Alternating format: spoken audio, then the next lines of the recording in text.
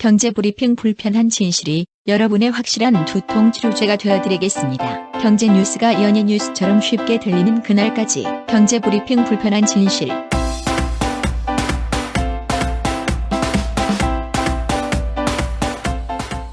경제브리핑 불편한 진실 2월 1일 순서 시작하겠습니다. 일단 여러분들한테 알려드릴 게 있어요. 팟빵 게시판에도 애청자 한 분이 남겨놓으셨던데, 팟빵 앱에서 경제브리핑을 다운로드를 받을 때 이게 다운로드 실패라는 메시지가 나오는 경우들이 가끔 있나 보더라고요. 저도 몇몇 에피소드를 다운로드 받아보니까 그런 일이 있어서 팟빵 회사 고객센터에 전화를 해서 어떻게 된 일이냐 물어봤거든요. 근데 거기서는 일단 문제가 없다. 자기들이 다운로드 해보니까 다 된다. 아이폰에서도 되고 안드로이드에서도 된다. 다만 몇몇 단말기들이 특성을 타기 때문에 안 되는 경우가 있다. 또 한 가지 이유는 저희가 서버로 쓰고 있는 사운드 클라우드 서버의 문제일 수가 있다. 한마디로 자기들은 잘못한 게 없다. 이렇게 얘기를 하더라고요. 네. 이거 어디서 많이 들어본 것 같아. 남 탓. 그렇죠. 아무튼 저희가 어쩔 수 없이 팟캐스트를 들으시는 분들이 가장 많이 쓰고 있는 팟빵 플랫폼에 의존할 수밖에 없어서 이게 벌어지는 일인 것 같은데요. 저희가 문제가 생길 때마다 팟빵을 운영하는 회사에 여러 가지 의견도 제시하고 뭐가 안 되고 있다 말은 하고 있지만 저희가 직접 그거를 개선할 수 있는 방법이 없기 때문에 여러분들한테 좀 안타까운 말씀을 드려야 될 것 같습니다. 예. 매번 전화하면은 우린 직원이 2명밖에 없어서 똑같은 얘기만 하죠. 그렇죠. 혹시 저희가 일부러 아무것도 안 하고 개선 작업도 안 하는가 이렇게 오해하실까봐 알려드린 내용이고요. 그리고 저희가 김영사 사피엔스 관련된 이벤트 이제 당첨자를 발표했고요. 오늘까지 그 당첨되신 분들 개인정보 저희한테 보내달라고 부탁을 드렸는데요. 아직 3-4분이 안 보내주신 것 같아요. 그러니까 혹시 오늘 이 방송을 들으시면 늦은 시간이라도 상관없습니다. 오늘 넘어가기 전에 저희들한테 꼭 개인정보를 알려주셔야 저희가 설 전에 사피엔스를 집에서 받아보실 수 있게 해드릴 수가 있어요. 그리고 몇몇 분들이 벌써 도착했다 이러면서 후기에 또 글을 올려주셨죠. 후기 남겨주신 분들 너무나 감사드립니다.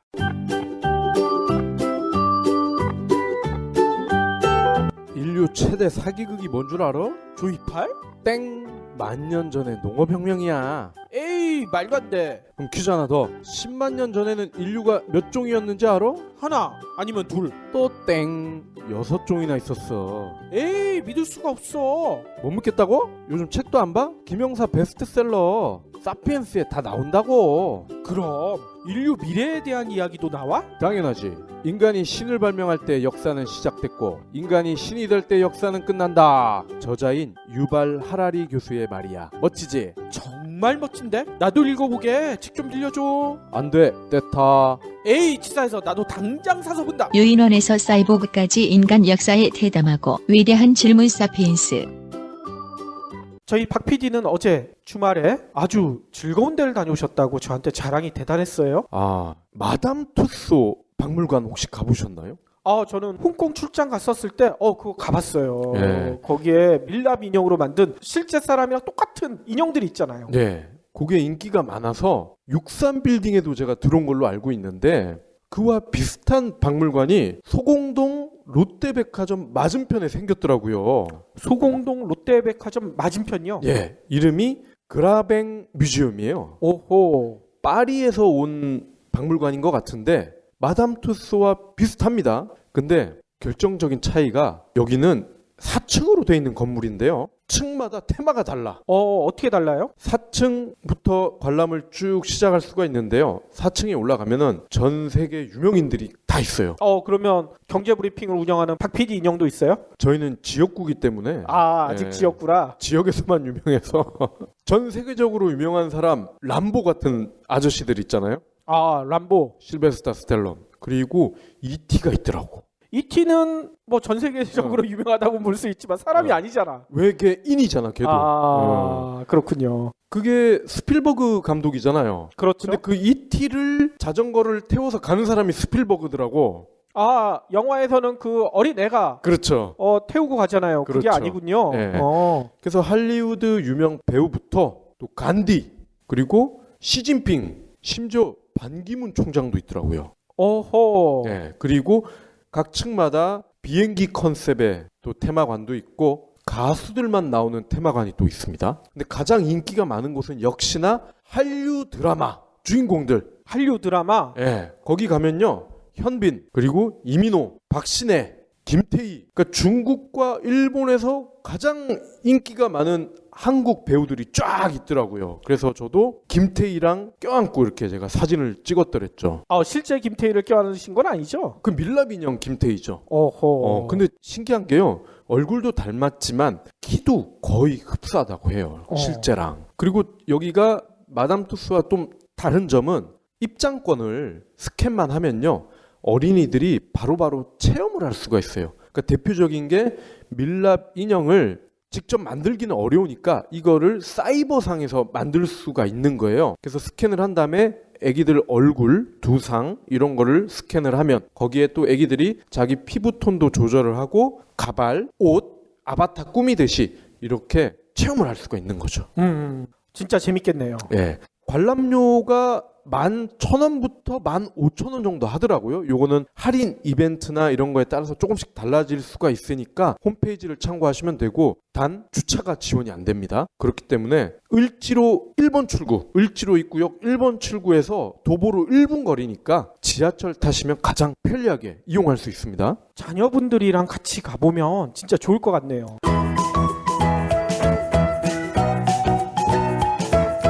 저는 어제 몸살이 좀 나가지고 아는 지인 결혼식만 갔다 오고 집에 계속 있었거든요. 예. 근데 저녁에 제가 좋아하는 프로그램 중에 하나인 장영실 쇼를 하더라고요. 근데 장영실 쇼에서 아주 재미난 동영상 하나를 보여줬어요. 뭐였냐면 노르웨이 오슬로에서 있었던 일인데요. 초등학교 1학년 될까 말까 어린 소년이 엄청 추운 겨울에 점퍼도 입지 않고 그냥 티셔츠 하나 입고 아마 버스 정류장인 것 같아요. 거기 앉아서 벌벌벌 떨고 있어요. 그런데 지나가는 시민들이 그 소년한테 어떻게 하느냐, 그냥 무시하고 쌩까고 지나가느냐, 아니면 그 소년을 도와주느냐, 이거를 관찰 카메라, 실험 카메라로 찍은 동영상이더라고요. 예. 근데 놀랍게도 노르웨이 사람들이 착한가? 그 버스 정류장에 있는 소년을 발견하자마자 거의 대부분이 그냥 지나가지 못해요. 자기가 두르고 있던 목도리를 풀러서 그 소년한테 감겨주는 사람도 있고, 어떤 한 청년은 잠바를 벗었는데 자기는 반팔이야. 근데 자기는 부들부들 떨면서 그 어린애한테 옷을 입혀주고 뭐라고 물어봐요. 너 왜 이렇게 춥게 떨고 있니? 뭐 이렇게 물어보는 것 같아. 그런 장면도 있었고, 또 한 아주머니는 그 소년한테 자기가 들고 있던 따뜻한 커피는 아니겠죠? 소년한테 줬으니까 따뜻한 음료랑 빵을 건네더라고. 이거 좀 추위 건디라고. 이런 장면이 나오더라고. 위스키 아니야? 에이, 애한테 위스키를 줬을까? 근데 노르웨이잖아요. 역시 선진국이고 거긴 또 복지국가잖아. 그렇죠. 복지국가라 다르구만. 근데 뭐 박 PD가 생각한 것처럼 그렇게 복지국가가 다르구만 이 얘기를 하고 싶은 건 아니고요. 왜 시민들은 자신과 아무 연관 없는 이 소년을 도왔을까? 이게 과학적인 근거가 있대요. 미국의 내과 의사인 엘렌 눅스란 분인데요. 이분이 책을 썼어요. 선행의 치유력, 이런 책을 썼었는데 여기서 주장한 용어가 헬퍼스 하이라고 합니다. 이 헬퍼스 하이가 뭐냐면요, 대부분의 사람들은 남을 도우면서 혹은 돕고 나서 몸에 신체적인 변화가 생긴대요. 정서적으로 포만감을 느끼게 되고, 실제로 우리가 남을 돕는 행위를 따뜻한 행위라고 하잖아요. 체온이 올라간다는 거야. 남을 돕게 되면. 또 재미난 거는 콜레스테롤 수치 있잖아요. 그거는 또 떨어지고 혈압도 떨어진대. 그러니까 콜레스테롤이나 혈압 때문에 고민하시는 분들, 남을 도우면 이 치료가 자연스럽게 된다는 거예요. 헬퍼스 하이 덕분에. 특히 행복 호르몬이라고 알려진 엔돌핀 있잖아요. 남을 도울 때는 평소에 3배 이상 나온다는 거예요. 남을 돕는 행위가 도움을 받는 그 사람만 도움이 생기는 게 아니라 돕고 있는 그 사람한테도 실제로 도움이 된다는 거지. 그러니까 보통 뭐 션이나 정혜영 같은 기부를 많이 하는 사람들이 그런 얘기를 하잖아요. 애들 돕는 게 나 자신을 돕는 거라고. 그게 과학적으로 증명된다는 얘기인 거예요. 얼마 전에 외신에서 이런 얘기가 나오더라고요. 암이나 병에 걸리지 않으려면 체온을 높여야 된다. 체온을 높이면 몸 안에 면역력이 증가해서 암 발생 확률이 떨어지고 여러 가지 다른 질병도 잘 걸리지 않게 된다, 이런 얘기를 하는데, 아까 헬퍼스 아이처럼 남을 돕게 되면 체온이 올라간다고 그랬잖아요. 혈압, 콜레스테롤 낮아지고 건강에도 도움이 된다는 얘기인 거죠. 그래서 누가 그러더라고요. 선행도 중독이다. 그리고 동시에 어떻게 보면 선행도 이기적인 행동일 수도 있다. 그렇죠. 아까 노르웨이 사례만 얘기했는데 우리나라도 남들을 돕는데 앞장서는 사람들이 생각보다 주변에 많대요. 근데 놀라운 거는 우리나라는 IT 강국이라고 하잖아요. 네. 자신이 가지고 있는 IT 기술을 이용해서 남들을 돕는 사람들이 있는데 얼마 전에 팔 없는 친구한테 의수를 선물한 IT 기업가가 나와요. 그게 뭐냐면 태어났을 때부터 선천적으로 손가락이 없는 친구한테 손가락이 달린 의수, 그러니까 쉽게 얘기하면 아이언맨의 팔이 있잖아요. 네. 그런 거 똑같은 거를 만들어가지고 기부를 하는데 그 만드는 게 그냥 만드는 게 아니라 3D 프린터로 만들더라고. 우리나라 사람들도 이렇게 남들 돕는데 앞장서는 사람들이 많다는 거지. 꼭 선진국 노르웨이만 있는 일이 아니에요. 그 남을 도움으로써 느끼는 쾌감, 그거를 더 많은 사람들이 느꼈으면 좋겠네요. 그렇죠. 저희 경제브리핑 불편한 진실과 함께하고 있는 위시플렉스도 가장 이기적으로 자기가 원하는 상품을 고르는데 그 고르는 행위 자체가 가장 이타적으로 남을 도울 수 있잖아요. 그렇죠. 남도 돕고 나의 욕심도 키우고 득템도 하고. 장영실 쇼를 보면서 위시플렉스 사례가 안 나온 게 조금 아쉬웠지만 그래도 저는 나눔에도 과학이 있다. 너무나 놀랍다는 생각이 들었습니다. 경제브리핑 불편한 진실 나한테 정말 딱이더라고. 신문이나 TV 뉴스 챙기기 쉽지 않잖아. 그런데 경제브리핑 불편한 진실은 내가 듣고 싶을 때 터치만 하면 경제 뉴스를 쉽게 풀어서 설명하거든. 시사 용어 해설도 들을 수 있고 신간 리뷰도 들을 수 있고. 글쎄 우리 조카가 이 방송을 듣고 나서 이모 진위 개수가 뭔지 알아? 난 알지? 하고 자랑하더라고. 이런 팟캐스트 정말 오래오래 들을 수 있으면 좋겠다. 그런데 혹시 돈 없다고 그만하면 어쩌지? 이 PD님, 박 PD님 맨날 자비로 방송한다고 하던데 조금이나마 도울 수 없을까? 걱정 마세요. 신개념 기부 사이트 위시플렉스가 있습니다. 안녕하세요. 위시플렉스 대표 김태우입니다.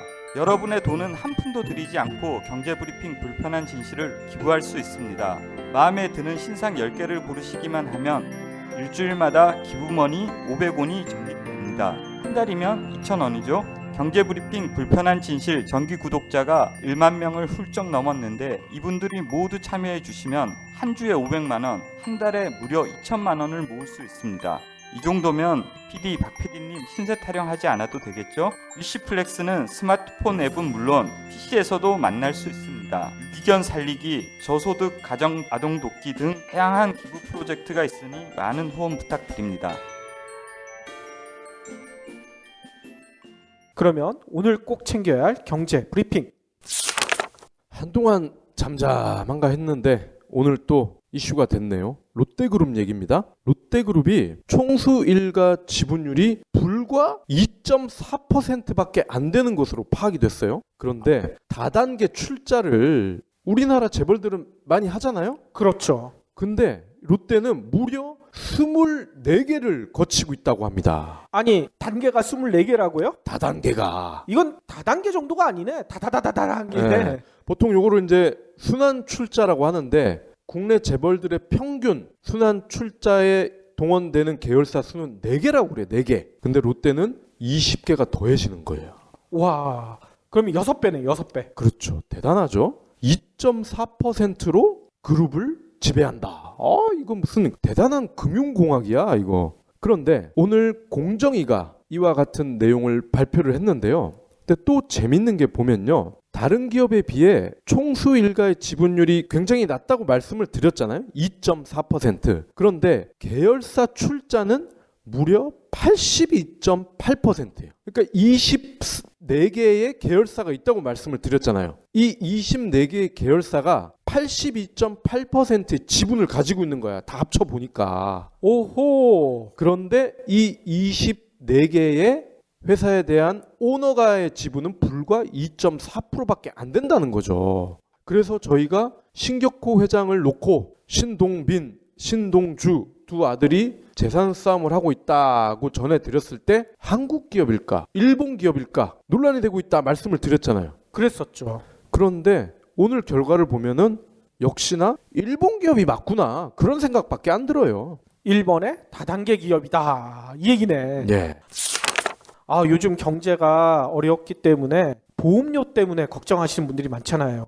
보험료 이거 너무 비싼데 해약해야 될까 말아야 될까. 그런데 앞으로 이런 고민이 더 깊어질 것 같아요. 올해 들어 손해보험사들이 실손보험료를 대폭 인상해버렸대. 대폭이요. 네. 그렇기 때문에 이거 자칫하다가는 다들 보험 해약하겠다 이렇게 난리칠 것 같아요. 네. 1일, 그러니까 오늘이죠. 손해보험협회 홈페이지에 나온 업체별 보험료 인상률 공시를 좀 살펴봤더니만요. 삼성화재, 현대해상, 동부화재, KB손해보험 이렇게 4대 보험사가 있잖아요. 여기에서는 올해 신규 계약분에 대해 실손보험료를 18에서 27%나 인상해버렸대요. 아, 너무 많이 올린 거 아니에요? 그러니까요. 특히나 삼성화재는 평균 22.6%, 그리고 현대해상도 27.3%. 이렇게 나 올려버린 거예요. 이렇게 4대 보험사가 보험료를 올리니까 중소형 보험사들 나도 올릴래 이렇겠죠?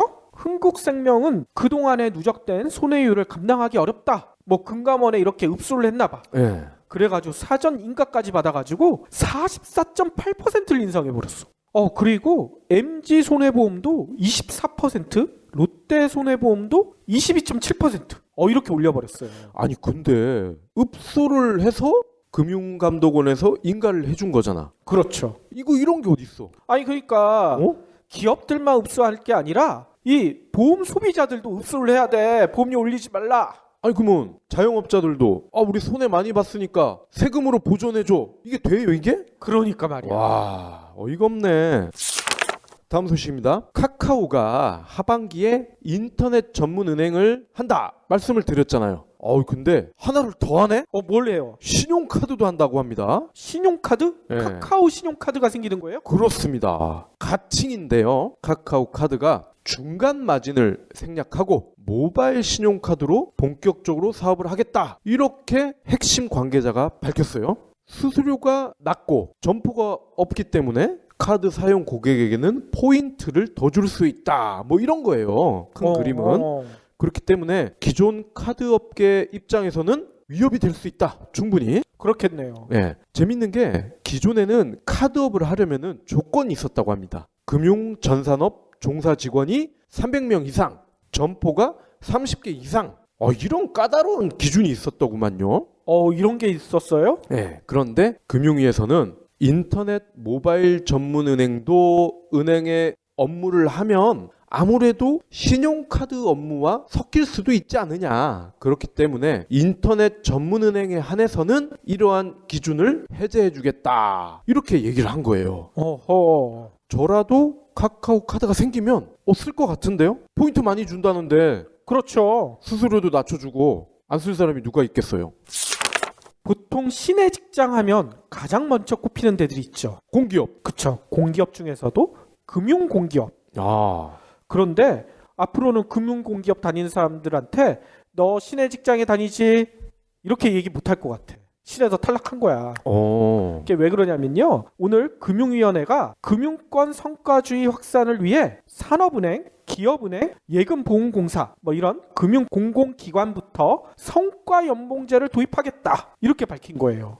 성과제를 도입하겠다. 그렇죠. 고과를 철저히 따지겠다 그거 아니에요? 그렇죠. 최하위 직급과 기능직을 제외한 금융공공기관 전 직원을 대상으로 하겠다는 얘기인 거예요. 일단 성과 연봉 비중은요. 올해 20%, 내년 30% 뭐 이렇게 단계별로 좀 확대해 가겠다. 뭐 이렇게 밝힌 거고요. 또 기존의 집단 평가에 더해 개인 성과 평가를 새롭게 도입하겠다. 뭐 이런 얘기도 했어요. 구체적으로 보면 최고와 최저 연봉 간의 차등을 20에서 30% 정도를 두겠다. 일반 기업보다는 좀 차등 비율이 적긴 한데 뭐 이게 점점점 커질 수가 있다는 얘기인 거죠. 그래도 이런 특수한 조직에서 30%는 꽤 클 것 같은데요. 그러니까요. 그런데 저는 예전부터 얘기했잖아요. 직장인들도 왜 신이 되면 안 돼? 우리나라에서는 신의 직장인은 점점 사라지고 이제 신이 되려면 진짜 금수저 물고 태어나는 수밖에 없어요. 마지막 소식입니다. 저희 애청자분들 중에서도 좌석버스 타시는 분들 꽤 되실 텐데요. 버스 한 대당 서서 가는 사람이 무려 5명이라고 합니다. 아니 좌석인데 서서 가요? 네, 이게 광역버스가 좌석제를 도입을 했었잖아요, 예전에. 그랬죠. 그런데 그럼에도 여전히 5명은 서서 가는 것으로 조사가 됐다고 합니다. 이 광역버스들은 고속도로나 이런 빨리 달리는 도로도 달리잖아. 예. 그런데 서 있으면 진짜 사고 나면 큰일 날 텐데. 굉장히 위험하죠. 그래서 2층 버스를 추가로 더 도입을 하겠다. 이렇게 밝혔어요. 아니 2층에서 또 서 있으면 어떻게 더 위험하잖아. 그렇겠네요. 더 위험하겠네요. 그럼 자, 3층 버스를 도입하나?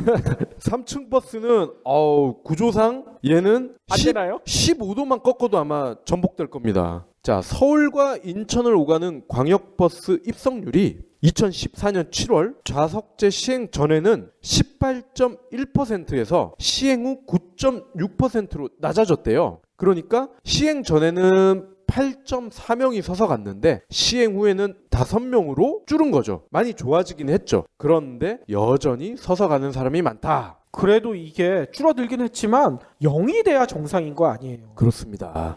이거를 근데 근본적인 해결책이 뭐가 있을까요? 이것도 앱으로 예약을 해야 되나? 좌석을 앱으로 예약한다. 안녕하세요, 해리입니다. 여러분, 꼬박꼬박 내는 반값을 생각하면 집 선택은 신중해야 합니다. 360도 리얼 뷰와 조건 검색, 그리고 매물도 많은 다방으로 찾으세요. 반값이 얼만데 볼 수 있는 건 다 봐야죠. 방 찾을 땐 다방. 그러면 오늘의 섹션 시작할 텐데요. 지난 주말에 다들 많이 놀라셨을 거예요. 갑자기 네이버나 카카오, 줌 같은데 인기 검색어에 마이너스 금리가 나왔거든요. 일본. 아니 금리가 어떻게 마이너스야? 다들 놀라셨을 거예요. 그래서 오늘은 일본이 왜 마이너스 금리를 도입했고 그 다음에 그거에 의한 어떤 파장이 생기는지 좀 낱낱이 살펴볼까 합니다. 일단 우리는 상식적으로 은행에 돈을 넣으면 가장 먼저 떠올리는 게 뭐야? 이자. 그렇죠. 이자 얼마 받을까 이렇게 생각을 하잖아요. 그렇죠. 근데 요즘 하도 금리가 낮으니까 가끔 농담 삼아 이런 얘기를 하죠. 이러다가 보관료까지 떼겠네 이런 얘기들 하잖아요. 근데 실제로 이제 일본에서는 은행에서 보관료를 받겠다고 나선 거예요. 그런데 현재는 이자를 받는 게 당연했지만 은행이 처음 생겨난 17세기 중세 유럽만 해도 보관료가 있었었대. 그렇죠. 그때는 돈이 금과 같은 그런 개념으로 은행에 맡긴 거잖아요. 그렇죠. 그렇기 때문에 그 금을 안전하게 지켜주는 것만 해도 돈을 준 거예요. 그런데 이런 보관료가 400년 만에 자본주의가 엄청나게 발달했는데 400년 만에 돌고 돌아서 다시 생겨난 거야. 역사는 반복된다. 그렇죠. 진리군요. 네. 일단 마이너스 금리 어떻게 도입됐는지부터 살펴보면 일본이 지난달 29일에 올해 첫 번째 통화정책 회의를 열었대요. 우리나라 금통위에서 여는 거랑 비슷한 거예요. 여기서 연간 본원통화 확대 목표를 연간 80조 엔으로 동결시켰대. 그러면서 기준금리를 마이너스 0.1로 낮춰버렸대요. 그러니까 아까 얘기 드린 대로 은행에 돈을 맡기면 이자를 받는 게 아니라 보관료를 달라 이렇게 나오는 거야. 물론 일본 역사상 마이너스 금리를 도입한 거는 이번이 처음이라고 합니다. 근데 되게 흥미로운 게 은행 이자가 마이너스다. 그러면은 우리가 은행에 돈을 맡길 때도 마이너스가 되는 것인지, 그리고 그러면 대출을 받을 수도 있잖아요. 그럼 그럴 때도 오히려 대출을 받는 사람이 이자를 내지 않고 받아도 되는 건지 그런 게 궁금한데요. 은행에서 돈을 빌리고 거기에 이자까지 받고 그러면 얼마나 좋아. 그러게. 근데 그거는 아직까지는 당분간은 상상 속에 박 PD 상상 속에 있는 얘기고요. 이 마이너스 금리라는 거는 개인 간의 거래에서는 아직까지 적용이 안 된대요.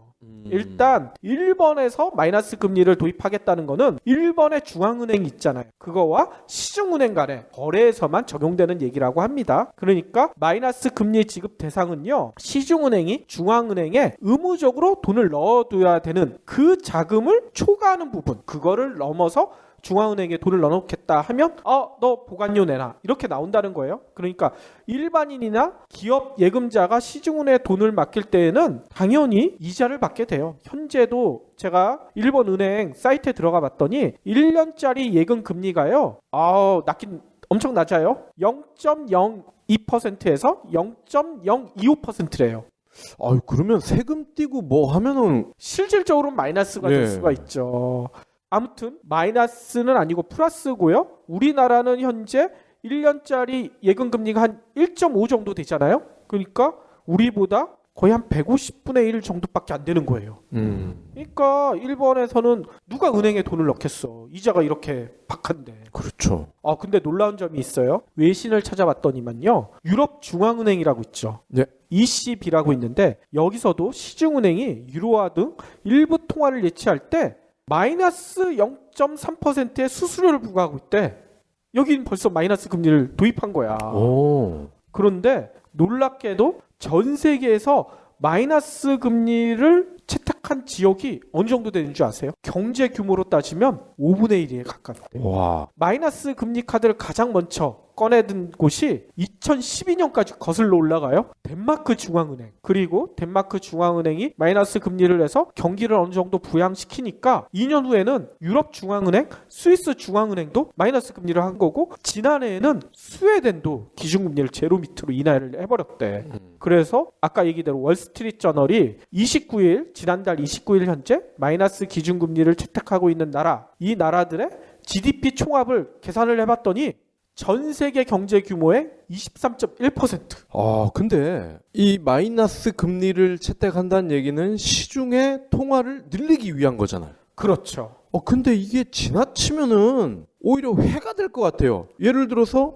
나 집을 사야 되는데 빚을 내야 돼. 그러면 서로 빚을 낼 거 아닙니까? 공짜인데 이자가. 빚을 안 내면 바보다 그러면서 서로 빚을 내고 이러면은 돈이 왕창 쏟아져서 예전에 독일과 같은 그런 종이가 쓰레기보다 가치가 떨어지는 그런 일이 생길 수도 있잖아요. 근데 이 마이너스 금리를 채택하는 나라들의 대부분이 그렇게 돈을 쓰려고 하는 사람들이 없어서 문제인 거예요. 돈을 쓰라고 하는데 경기가 워낙 나쁘니까 돈도 필요 없어. 나는 그냥 가만히 있을래. 경제 주체들이 다 정중동 복지 부동을 하고 있어서 이게 문제가 생기는 거예요. 네. 실제로 마이너스 금리를 채택한 나라들의 가장 경제 지표가 나쁜 분야가 뭐냐면 물가예요. 물가 지수가 너무 낮으니까 어쩔 수 없이 마이너스 금리를 통해서라도 경기를 끌어올리겠다 이렇게 나오고 있다는 얘기인 거죠. 좀 더 쉽게 설명을 하면 미국 기준금리 인상 때 물가 목표를 연준 의장이 얘기하잖아요. 예. 보통 몇 퍼센트라고 얘기를 하죠? 뭐 2, 3%? 2%를 얘기하잖아요. 2%. 2%에 도달했으니까 이제 기준금리 올리겠다. 지난해 미국 연준 의장이 기준금리 올릴 때 그 얘기를 했었잖아요. 그런데 일본이 올해 물가 상승률 전망치를 내놨는데 몇 퍼센트인 줄 아세요? 1점대인가요?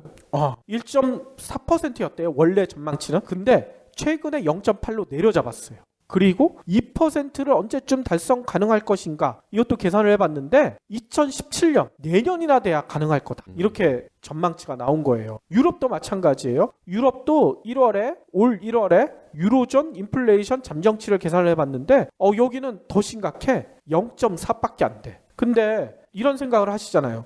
물가는 낮을수록 좋지 않느냐. 이런 얘기들 많이 하실 텐데 저희가 지난번 에코백 물가편에서 알려드렸듯이 물가가 낮은 게 결코 좋은 게 아니잖아요. 혹시 궁금하신 분들은 지난번 에코백 물가편 참조하시면 될 것 같고요. 오늘은 좀 간단하게 설명드리면 각국 중앙은행의 물가 목표는 낮은 물가가 아니에요. 뭐냐면 물가 안정이거든요. 네. 우리나라도 금통위 가면 물가 제로 뭐 이렇게 안 써져 있어. 물가 안정이라고 써져 있어. 근데 물가 안정은 아까 얘기 드린 대로 미국의 기준금리 얘기 때 나오는 2% 물가 상승률을 안정돼 있다. 보통 그렇게 평가를 한대요. 이 물가 상승률이 2%대보다 높아지면 인플레이션 위험이 도사리고 있다. 이런 얘기가 나오고요. 2%대보다 낮아지게 되면 디플레이션 위험에 빠지게 된다. 이런 우려가 나온다고 합니다. 근데 우리가 일반적으로 경제에 치명적인 건 인플레이션이 더 치명적일까요? 디플레이션이 더 치명적일까요? 디플레이션이 더 치명적이죠. 그렇죠. 우리가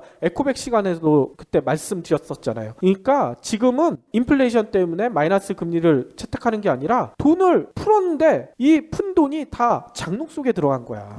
사람들이 집 사고 경제활동을 하고 이러면 문제가 생기지가 않아요. 물가도 좀 올라가고 할 텐데 돈을 천문학적으로 푸는데도 이게 푸는 족족 땅에 파묻고 장롱 속에 들어가고 그러니까 푼 효과가 전혀 나타나지 않고 점점 디플레이션에 빠지니까 마이너스 금리라는 극단적인 경기 부양책을 각 국이 앞다퉈 도입하고 있다. 이렇게 보시면 되는 거예요. 경기가 워낙 불투명하니까 그럴 수밖에 없다는 거죠. 그렇죠. 그러면 이제는 딤체가 김치 말고 화폐 전용도 나오겠네. 아, 돈 썩지 말라고? 썩으면 안 되니까. 뭐 그럴 수도 있을 것 장판에 같아요. 넣어놓으면 막 썩잖아요. 그렇죠. 그러면 중앙은행들이 이런 마이너스 금리를 도입하면 어떤 효과를 기대하는가? 그걸 살펴보면요. 아까 시중은행과 중앙은행 간의 마이너스 금리라고 했잖아요. 그러니까 시중은행들은 중앙은행에 돈을 넣는 거를 최대한 줄이고 어쩔 수 없이 보관료 맡기느니 그냥 시중에 풀어버린다는 얘기인 거예요. 네. 그거를 각국 정부는 기대를 하는 거죠. 그러면 기업 대출이 늘어나고 또 파이낸싱 투자 뭐 이런 것도 많이 활성화될 것이고 게다가 금리가 낮아지잖아요. 그러면 그 나라의 통화 가치가 낮아지잖아. 통화 가치가 낮아지면 어떻게 됩니까? 수출 경쟁력이 높아지잖아요. 네. 일본에서는 마이너스 금리를 통해 기업 대출이 늘어나길 바라고 있고 또 엔화 가치 하락을 통해 제조업체들의 수출 경쟁력이 높아지길 기대하고 있다. 이렇게 보시면 되는 거예요. 그런데 기존에도 일본은 아베노믹스라는 용어를 붙여서 엄청난 경기 부양책을 진행을 했었거든요. 그런데 왜 그렇게 엄청나게 돈을 풀었는데도 경기가 살아나지 못했을까? 돈이 제대로 안 돌아서 그런 거 아니에요? 그렇죠. 아까도 얘기 드렸듯이 일본은 아베 신조 총리가 취임한 2012년 12월부터 아베노믹스를 내세워서 갖가지 경기 부양책을 동원을 했어요. 쉽게 경제학자들 이렇게 얘기를 하더라고요. 윤전기를 무한대로 돌려가지고 24시간 돌려서 화폐를 무제한 찍어냈다. 이런 얘기를 하고 있는데 지난해에만 일본에서 경기 회복을 위해 쓴 추경 예산이 얼마 되는 줄 아세요? 13조 엔. 우리나라 돈으로 130조 원을 썼거든요. 그런데 우리나라가 지난해 메르스 사태 이후에 슈퍼 예산을, 슈퍼 추경을 편성을 했잖아. 예. 슈퍼 추경이 얼마냐면 약 32조 원이에요. 그러니까 일본에서는 우리나라 슈퍼 추경에 거의 4배나 되는 돈을 푸른 거야. 이렇게 돈을 많이 일본이 퍼부어 대니까 일본 국가 부도 위험이 엄청나게 높아졌어요. 뭔 얘기냐면 일본의 GDP 대비 재정 적자 비율이 얼마인 줄 아세요? 245%. 이게 많은 건가요? 우리나라가 지금 빚이 많다고 난리가 났잖아요. 네. 근데 우리나라 GDP 대비 재정 적자 비율이요. 올해 사상 최초로 40%를 넘을 것이다 해서 난리가 났거든요. 근데 일본은 벌써 우리나라의 6배에 달하는 빚을 지고 있는 거야. 비율만 따졌을 때. 전 세계 선진국 중에서는 최고라고 합니다. 그러니까 일부 경제학자들은 일본이 부도가 나지 않는 게 이상할 정도다. 이런 얘기를 하고 있는데 여기에다 이제 마이너스 금리까지 더해버린 거야. 그러니까 이거는 도박에 가까운 승부수다. 아베노믹스가 내놓을 수 있는 마지막 카드다. 이런 얘기까지가 나오고 있는데 마지막 카드에 대한 시장의 반응이 별로 녹록지가 않아요. 뭔 얘기냐면 일본 경제가 돌이킬 수 없는 강을 건넜다. 이렇게 경고를 해요. 아까도 얘기 드렸듯이 일부 일본 언론들은 돈을 풀면 뭐하냐. 돈 많은 부자들은 집안의 여유자금을 보관해 버린다. 장롱에 김치에다 넣어버린다. 이렇게 얘기를 하고 있는 거예요. 아사히 신문은 사설을 통해 이렇게 얘기합니다. 지금 역사적인 초저금리에도 은행이 대출을 크게 늘리지 않는 건 기업 자금 수요가 부족하기 때문. 기업이 돈 쓸 이유가 없는데 마이너스 금리로 돈을 쓰라고 해서 어느 기업이 돈을 쓰겠느냐. 그러니까 근본적인 문제가 마이너스 금리 도입으로 해소될 가능성은 거의 없다. 이렇게 비판을 하고 있어요. 그러니까 돈을 쓸 수 있게끔 만들어줘야 된다. 그 말씀이시군요. 그렇죠. 그러면 아니 돈을 이렇게 써라 기업들한테 얘기하는데도 왜 일본 기업들은 돈을 쓰지 않을까? 제가 보기에는 첫 단추부터 아베노믹스가 잘못 꼈다 이렇게 생각이 들어요. 뭔 얘기냐면 천문학적으로 2012년부터 아베노믹스를 도입하면서 돈을 풀었잖아요. 네. 근데 그 돈이 다 어디로 흘러 들어갔는 줄 아세요? 기업이겠죠. 기업한테만 흘러 들어갔다니까. 그러니까 아베노믹스 초기에는 일본 수출이 살아나고 경기가 좋아진다. 아베노믹스 성공하는 게 아니야? 이런 얘기가 들렸었는데 곧 추락하고 말아요. 뭔 얘기냐면 기업은 돈이 들어와서 흥청망청 좋아졌는데 경제의 또 한 축인 개인의 삶이 갈수록 나빠지고 있어요. 이거를 뒷받침하는 지표가 하나 있는데 이 지표 보고 되게 놀랐어요. 저는 2014년에 우리나라와 일본의 GDP 차이가 몇 배 정도 되는 줄 아세요? 5배? 한 4배 정도가 돼요. 예. 이게 2005년에는 일본이 우리보다 한 5배 많았거든요. GDP가. 근데 이게 조금 줄어들어서 4배 차이로 좁혀지긴 했어요. 그러면 1인당 GDP는 어떻게 되는 줄 아세요? 더 줄을 것 같아. 일본 국민은 가난하잖아요. 그러니까 2005년에는 일본이 1인당 GDP가 우리나라보다 한 2배보다 좀 더 많았어요. 그런데 2014년에는 일본의 1인당 GDP가 35,202달러, 우리나라 1인당 GDP는 27,970달러. 차이가 엄청 줄어들었어. 1.3배밖에 안 돼. 거의 비슷해졌네요. 그러니까요. 한 경제연구소 전망에 따르면요. 4년 후인 2020년이 되잖아요. 그러면 우리나라랑 일본이랑 1인당 GDP가 거의 같아질 거래요. 그러니까 일본은 돈을 엄청나게 풀었는데 다 기업들한테만 가고 개인들한테는 돈이 안 흘러가니까 1인당 GDP에서 이렇게 차이가 나버리는 거야. 아유, 그러면은 그렇게 해석할 수도 있잖아요. 일본보단 한국이 그나마 운영을 잘한다. 아까 4년 후라고 얘기했잖아요. 네. 4년 후에 우리 경제가 어느 정도 살아나야 거의 같아질 것이란 얘기인 거고, 이건 전망치잖아. 4년 후에 어떻게 바뀔지 모르겠고, 일본은 경제 위기가 우리보다 한 10년에서 20년 전에 왔잖아요. 우리는 지금 일본을 쫓아가고 있는 거고, 현재는 그동안의 경제가 잘 됐었기 때문에 지금까지 버티고 있지만 일본과 똑같은 전철 밟으면 우리가 훨씬 더 빨리 추락할지도 모르는 거죠.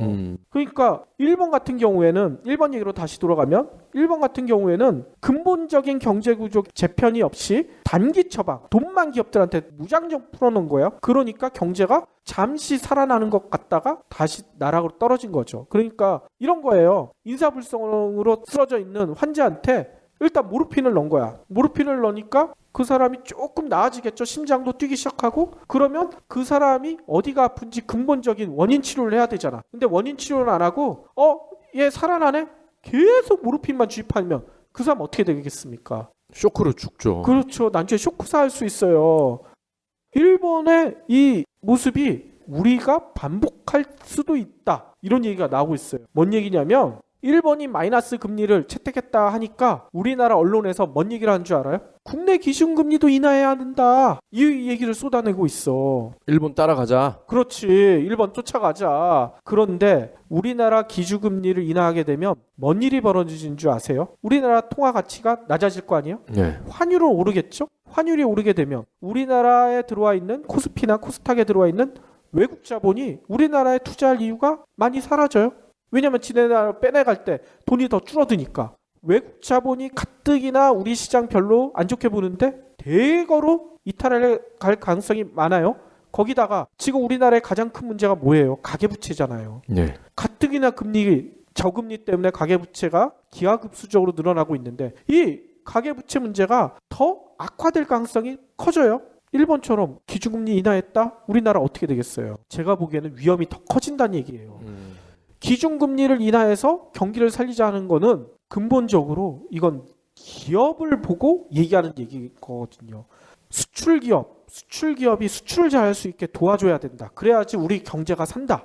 이런 생각에 아직도 빠져있는 사람들이 금리를 낮춰서 우리도 일본이 금리를 낮춰서 수출기업 도와주듯이 우리도 그거에 맞대응해야 된다. 이렇게 얘기를 한다는 거예요. 아, 이게 그거랑 비슷한 것 같네요. 복싱 선수들이 헤비급이 있고 웰터급이 있잖아. 근데 감량을 하더라도 헤비급이 감량을 하는 것과 웰터급이 감량을 하는 건 다르잖아요. 그렇죠. 그런데 웰터급이 헤비급 선수의 감량을 따라가려고 하다가는 중환자실로 갈 수가 있잖아. 그렇죠. 그거와 비슷하구만. 그러니까요. 그래서 제가 결론적으로 일본의 마이너스 금리가 우리한테 던지는 메시지는 우리가 지금 눈앞에 닥쳐있는 뉴노멀을 이제는 직시를 해야 된다. 이 얘기를 드리고 싶어요.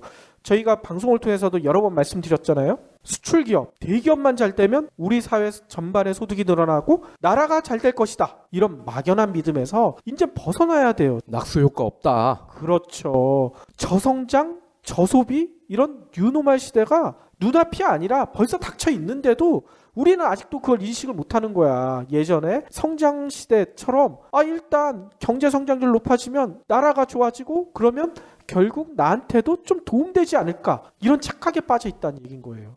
그거에서 빨리 벗어나야 되고 일본도 뒤늦게 개인 소득 향상 정책을 내놓고 있거든요. 저희가 저번에 한번 설명드렸었죠. 일본의 정경련 같은 단체에서 월급을 올려달라 이렇게 요구를 했잖아. 왜냐하면 얘네들도 기업만 잘 살아서는 나라 경제가 안 산다는 거를 20년 경제 침체를 경험하다 보니까 깨닫게 된 거야. 뒤늦게. 우리도 지금 일본을 쫓아가려면 과거 20년을 쫓아가는 게 아니라 일본이 변하고 있는 직장인들 월급을 올리고 있는 이런 경제 구조 제 편을 쫓아야지 과거 20년을 우리가 반복하지 않을 수가 있다는 얘기를 드리고 싶어요. 직원 월급 많이 좀 올려주세요. 이 오너분들. 다시 한번 요약해서 말씀드리자면 이런 뉴노멀 시대에서는 딴 게 아니에요. 정부가 얘기하고 있는 노동개혁 이런 건 일본조차는 똑같은 행위예요. 일본도 잃어버린 20년 돌파하려고 비정규직 노동자, 파견 근로자 양산해냈잖아. 양산해낸 다음에 지금 결과가 뭐예요? 결국은 마이너스 금리 쓸 수밖에 없을 정도로 경기가 꼬꾸라졌어요. 우리나라도 노동개혁을 통해서 비정규직, 파견근로 허용해버리면 어떻게 되겠어? 일본이랑 똑같은 길로 갈 수밖에 없다고요. 그러니까 우리한테 필요한 거는 경제민주화, 재벌개혁 이게 필요한 거고 또 개인들도 좀 생각을 달리 해야 돼요. 예전처럼 재테크 못하면 바보, 병신 이런 소리를 더 이상 하지 않아야 돼요. 이제 재테크가 아니라 현재 있는 돈을 어떻게 지킬 것인가, 돈을 불릴 것인가가 아니라 현재 있는 돈을 지키는 것만 해도 이 뉴노멀 시대에서는 진짜 장땡이라고 생각을 하셔야 되거든요. 학자들도 그렇고 관료들도 그렇고 일본 쫓아하면은 평균은 한다 이렇게 생각하는 사람들이 많은 것 같아요. 근데 일본이 산업화 시대에는 그들의 방식이나 노하우가 먹혔을지도 모르지만 이제는 아니거든요. 그렇죠. 그러니까 저희 경제브리핑 불편한 진실 들으시는 애청자분들은 이 한마디 꼭 기억하시길 바라겠습니다. 뉴노멀 시대에는 쉬는 것도 투자.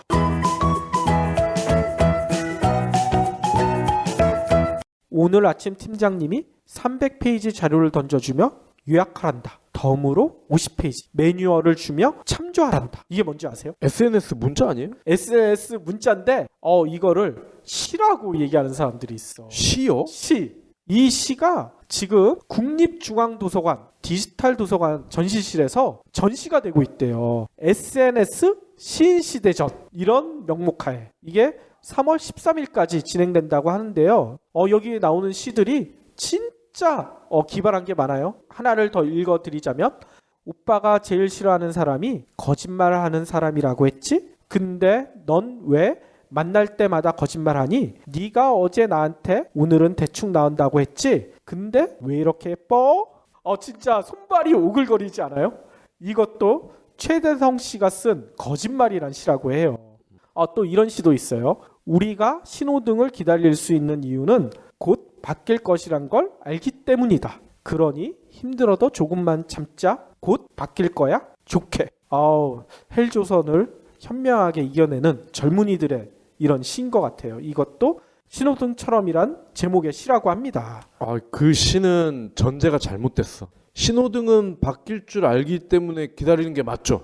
헬조선이 바뀔지 안 바뀔지 어떻게 알아? 또 재미난 시는 이완천 씨가 쓴 커피 믹스한 시인데요. 내 목 따고 꺼내서 끓이는 물에 넣으라고 김 부장이 시키드냐? 그 김 부장은 참 많이 등장하시네. 어딜 가든. 그러니까요. 이걸 보면서 저는 이런 생각이 들어요. 이제 SNS가 그냥 자기가 아는 사람들만의 소통이 아니라 대중과도 소통할 수 있는 이런 시같이 발전할 수도 있구나. 이런 생각이 들거든요. 특히 보통 시인하면 대단한 사람들로 느껴졌잖아. 예. 근데 이렇게 커피 믹스 같은 시는 나도 쓸 수 있을 것 같다는 생각이 많이 드실 거예요. 그러게요. 그러니까 혹시 저희 경제브리핑 불편한 진실 들으시는 애청자분들도 자신 있으신 재미난 시가 있으시면 저희 게시판에 좀 올려주시면 저희가 좀 소개를 해드릴까 합니다. 치사해서 나도 당장 올린다?